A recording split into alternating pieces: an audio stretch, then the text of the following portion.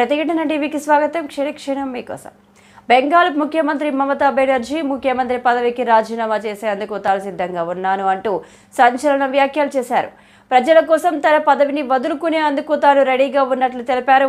ఆర్జీకర్ ఆసుపత్రిలో జూనియర్ వైద్యురాలిపై హత్య విషయం న్యాయం జరగాలని తాను కోరుకున్నట్లు దీదీ తెలిపారు.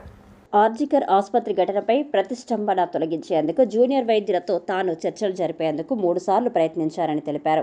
వైద్యుల ఆందోళన నేపథ్యంలో ఇప్పటి వరకు 27 మంది మరణించినట్లు తెలిపారు. 7 లక్షల మంది రోగులు తీవ్ర ఇబ్బందులు ఎదుర్కొంటున్నారని మమతా బెనర్జీ తెలిపారు. ఆర్జీకర్ ప్రతిష్టంభన నేటితో ముగింపు లభిస్తుందని ఆశించిన బెంగాల్ ప్రజలకు క్షమాపణ చెప్పారు. కాగా ప్రస్తుతం ఈ కేసు ఈ కోర్టు పరిధిలో ఉంది.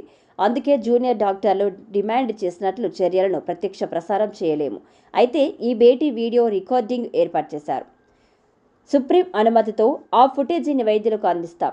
ఆందోళన చేస్తున్న జూనియర్ వైద్యులపై ఎలాంటి చర్యలు తీసుకోము. పెద్దవాళ్లం కాబట్టి వారిని క్షమిస్తాను అంటూ సీఎం మమత తెలిపారు. ఇక ముఖ్యమంత్రితో జూనియర్ వైద్యుల చర్చల నేపథ్యంలో నాటకి పరిణామాలు ఎదురయ్యాయి. సీఎంతో భేటీని లైవ్లో టెలికాస్ట్ చేయాలని జూనియర్ వైద్యులు పట్టుబట్టారు. అలాగే 30 మంది వైద్యుల బృందాన్ని చర్యలకు అనుమతించాలని డిమాండ్ చేశారు.